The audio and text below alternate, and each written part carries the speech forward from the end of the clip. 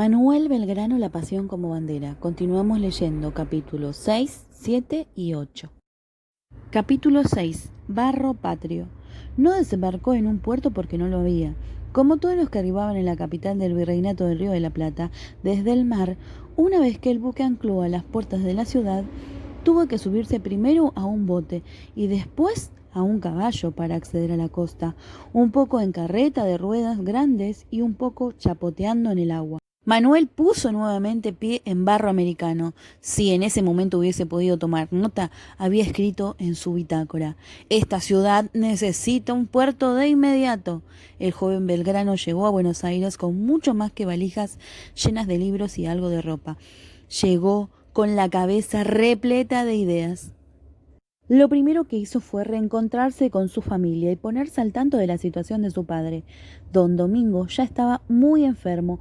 Afortunadamente, había sido absuelto por el virrey Arredondo, pero poco más de un año después moriría sin la riqueza que había amasado a lo largo de su vida.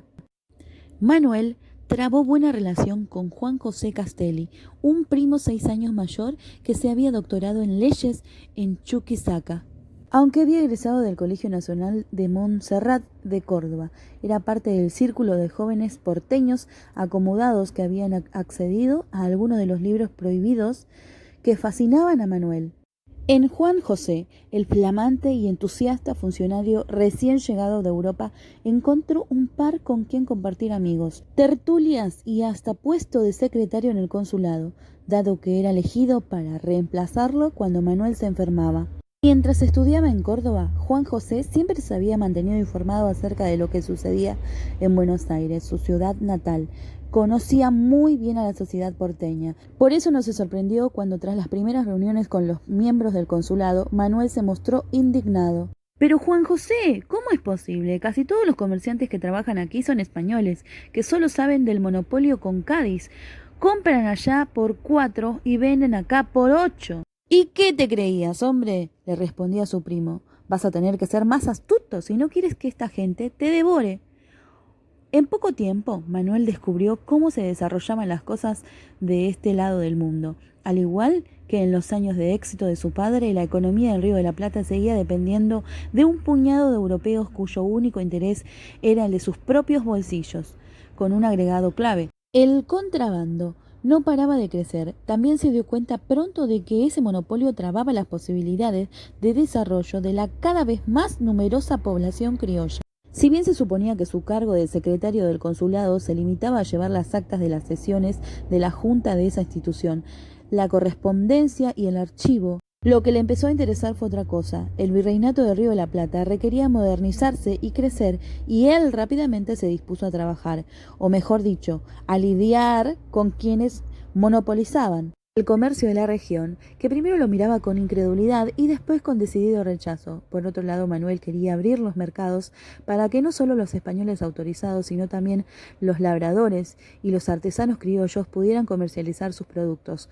Consideraba que el comercio, la agricultura y la industria de América padecían del atraso propio de la era de la conquista y que esas actividades debían ser fomentadas mediante políticas públicas, pero España y quienes decidían sobre la economía en el Río de la Plata no pensaban lo mismo. La educación, que para Belgrano constituía la herramienta básica que permitiría el desarrollo de la sociedad, no era prioridad para la corona, que determinaba lo que había que hacerse aquí, a 10.000 kilómetros de Madrid. Cuando más se interiorizaba Manuel sobre el modo en que funcionaba el gobierno de la colonia, más ideas sobre cómo cambiarlo se le ocurrían.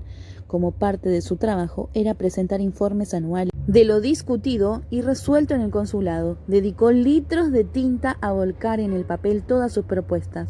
A lo largo de los 16 años en los que ocupó su cargo de secretario del consulado, Manuel elaboró muchísimas propuestas revolucionarias para su época. Delineó el primer proyecto de educación estatal gratuita y obligatorio en la región. Fomentó la agricultura cuestionando el monocultivo y propuso la entrega gratuita de tierras para los labradores.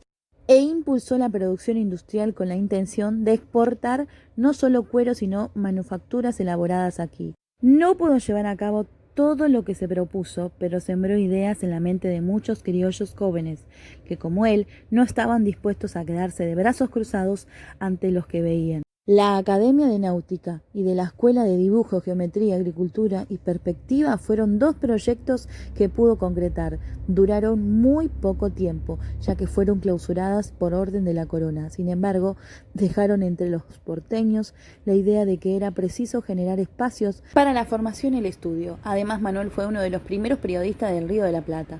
Como quería difundir sus ideas, contribuyó a la salida del primer periódico de Buenos Aires, el Telégrafo Mercantil, y elaboró el Seminario de Agricultura, Industria y Comercio. Cuando le ofrecieron el cargo de militar en 1797, la posibilidad de luchar por sus ideas a través de las armas todavía no estaba en sus planes. El virrey Melo de Portugal me ha designado capitán de las milicias urbanas de infantería de Buenos Aires. ¿Qué dices, primo?, comentó Manuel con una mueca que escondía una leve sonrisa. Juan José tomó el farol que iluminaba el escritorio principal, lo levantó con cuidado, lo acercó al rostro de su primo y con la mirada fija en esos ojos celestes y profundos, comentó: «En España estudiaste mucho y te divertiste también. Pero que yo sepa, no disparaste ni un solo tiro. ¿Estás seguro de que puedes tener a cargo a un grupo de milicianos?».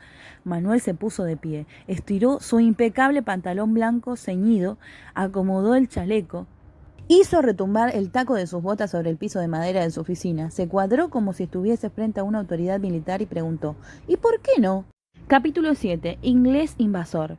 En esa época era habitual que un buen vecino comprometido con su ciudad estuviera a disposición de las autoridades en caso de ataques extranjeros. Y en su condición de funcionario y ciudadano destacado, Manuel no podía ser un miliciano raso, de modo que pasó casi una década al frente de la compañía de jóvenes voluntarios de caballería. No tuvo mayores sobresaltos hasta que el 25 de junio de 1806, el general William Carr Beresford y sus más de 1.400 soldados británicos atacaron en el Río de la Plata sobre la costa de Buenos Aires.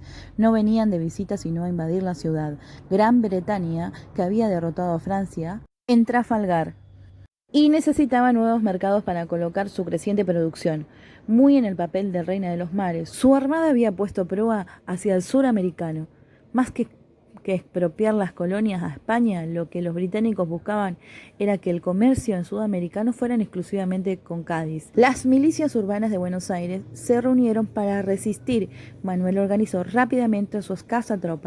«El deber nos convoca a la carga», ordenó, y sus hombres marcharon como pudieron hacia el riachuelo, donde los soldados ingleses estaban apostados. Pero enfrentar a un experimentado ejército invasor sin conocimientos militares resultó muy difícil. Por eso, al primer cañonazo tuvo que dar la orden de retirada y, muy a su pesar, asumir la derrota. Durante 45 días del virreinato del Río de la Plata estuvo bajo el gobierno británico. Pero Belgrano no tenía previsto responder a otra corona que no fuese la española. «Queremos el antiguo amo, a ninguno», dijo Manuel, y se trasladó a la banda oriental. Tras la reconquista de la ciudad liderada por Santiago de Liniers, en la que sobresalió el arrojo del joven salteño Martín Miguel de Güemes, Manuel regresó a Buenos Aires, donde fue designado sargento mayor del regimiento de patricios. Para ejercer cargos militares necesitaba aprender un poco más acerca de los combates y de las estrategias de la guerra, así que se puso a estudiar táctica militar.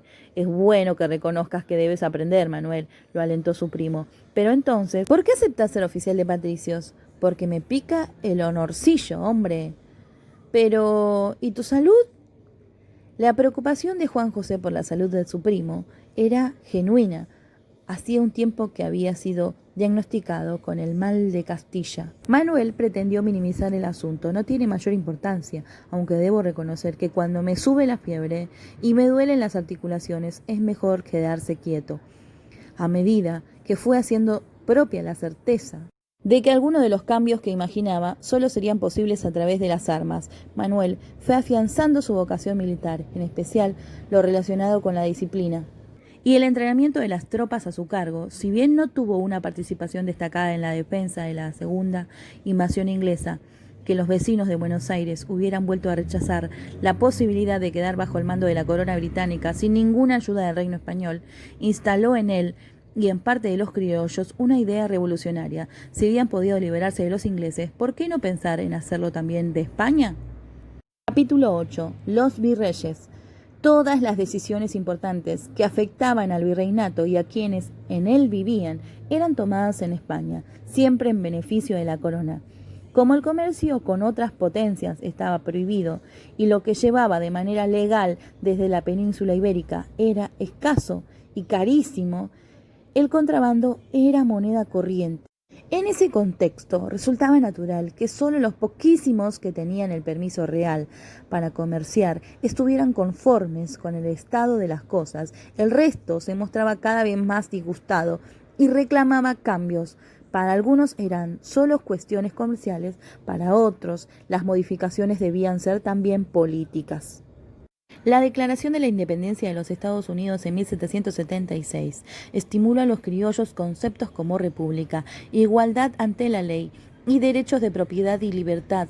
Ya no eran discutidos solo por unos pocos jóvenes ilustrados. Hasta ciertos representantes de la Iglesia comenzaban a cuestionar la idea de que los reyes ejercían el gobierno por derecho divino. En Buenos Aires, pero también en Montevideo, en el Alto Perú, en la Gran Colonia, de a poco la población se fue dividiendo entre los realistas, que pretendían conservar sus privilegios, y los criollos patriotas y revolucionarios, que pugnaban por la autonomía. La expulsión de los invasores ingleses dio a luz una hasta entonces inédita autoestima criolla. Reunidos por primera vez en el Cabildo, los vecinos porteños decidieron, sin consultar a España, que Liniers, el capitán del navío héroe de la Reconquista, fuera su nuevo virrey. Ese nombramiento causó horror en algunos españoles devotos de la corona, como Francisco Elío, el gobernador de Montevideo, o Martín Álzaga, esclavista y comerciante, que llevó incluso a preparar un golpe para derrotar a Liniers. Las milicias criollas al mando del Cornelio Saavedra evitaron el golpe y los comerciantes españoles no pudieron tomar el gobierno. Pero tanta revuelta puso bien en claro que la legitimidad de los representantes de la corona española estaba cada día un poco más debilitada. Para reprimir los ánimos rebeldes rioplatenses, España nombró a Baltasar Hidalgo de Cisnero como nuevo virrey. Su primer acto de gobierno fue sofocar las revoluciones contra la corona que se habían levantado en La Paz y en Chuquisaca. Sin embargo, día a día quedaba más en evidencia el colonialismo español. Tenía los días contados en América del Sur.